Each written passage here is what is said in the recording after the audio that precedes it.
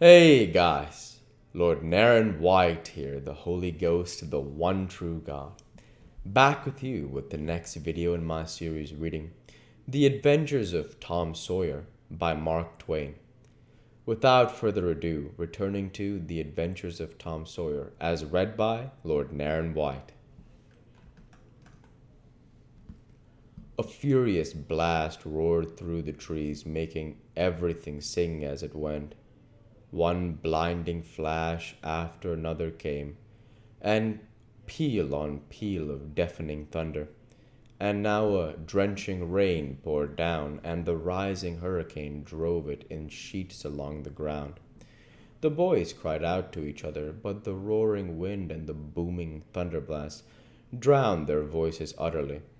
However, one by one they straggled in at last and took shelter under the tent, cold, scared, and streaming with water, but to have company in misery seemed something to be grateful for. They could not talk, the old sail flapped so furiously, even if the other noises would have allowed them.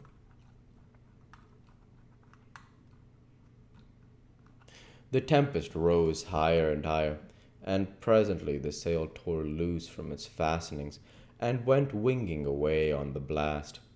The boys seized each other's hands and fled, with many tumblings and bruises, to the shelter of a great oak that stood upon the river bank.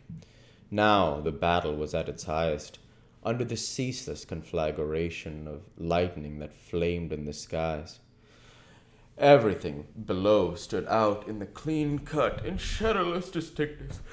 The bending trees, the billowy river, white with foam, the driving spray of spume flakes, the dim outlines of the high bluffs on the other side, glimpsed through the drifting cloud rack and the slanting veil of rain.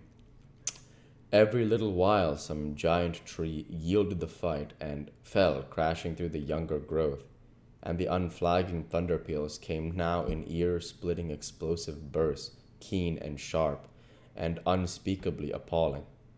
The storm culminated in one matchless effort that seemed likely to tear the island to pieces, burn it up, and drown it to the treetops, blow it away, and deafen every creature in it all at one and the same moment.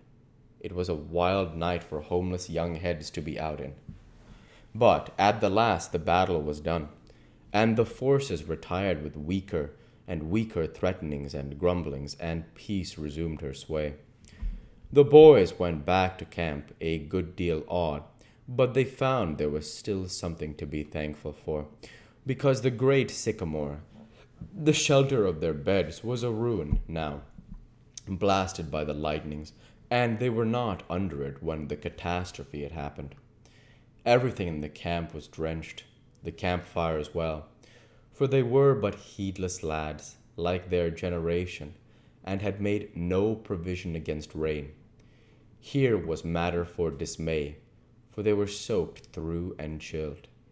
They were eloquent in their distress, but they presently discovered what the fire had eaten so far up under the great log it had been built against, where it curved upward and separated itself from the ground, that a handbreadth or so of it had escaped wetting.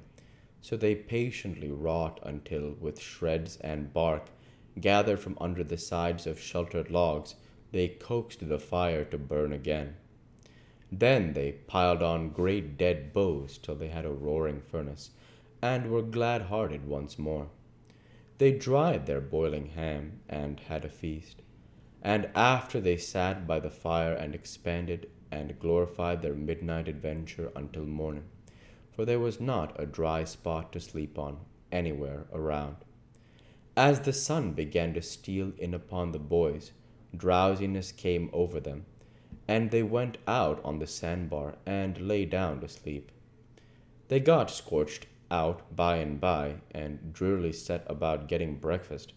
After the meal they felt rusty and stiff-jointed, and a little homesick once more. Tom saw the signs and fell to cheering up the pirates as well as he could, but they cared nothing for marbles or circus or swimming or anything. He reminded them of the imposing secret and raised a ray of cheer. While it lasted, he got them interested in a new device. This was to knock off being pirates for a while and be Indians for a change. They were attracted by this idea, so it was not long before they were stripped and striped from head to heel with black mud like so many zebras, all of them chiefs, of course, and then they went tearing through the woods to attack an English settlement. By and by, they separated into three hostile tribes and darted upon each other from ambush with dreadful war whoops, and killed and scalped each other by thousands. It was a gory day. Consequently, it was an extremely satisfactory one.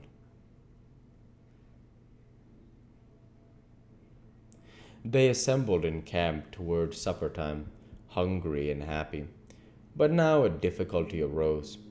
Hostile Indians could not break the bed of hospitality together without first making peace. And this was a simple impossibility without smoking a pipe of peace. There was no other process that ever they had heard of. Two of the savages almost wished they had remained pirates. However, there was no other way. So, with such show of cheerfulness as they could muster, they called for the pipe, and took their whiff as it passed, in due form. And behold, they were glad they had gone into savagery, for they had gained something. They found that they could now smoke a little without having to go and hunt for a lost knife. They did not get sick enough to be seriously uncomfortable. They went not likely to fool away this high promise for lack of effort. No, they practiced cautiously after supper, with right fair success, and so they spent a jubilant evening. They were prouder and happier in their new acquirement than they would have been in the scalping and skinning of the Six Nations. We will leave them to smoke and chatter and brag, since we have no further use for them at present. Chapter 17. But there was no hilarity in that little town that same tranquil Saturday afternoon. The Harpers and Aunt Polly's family were being put into mourning with great grief and many tears. As unusual quiet possessed the village, although it was ordinarily quiet enough in all conscience.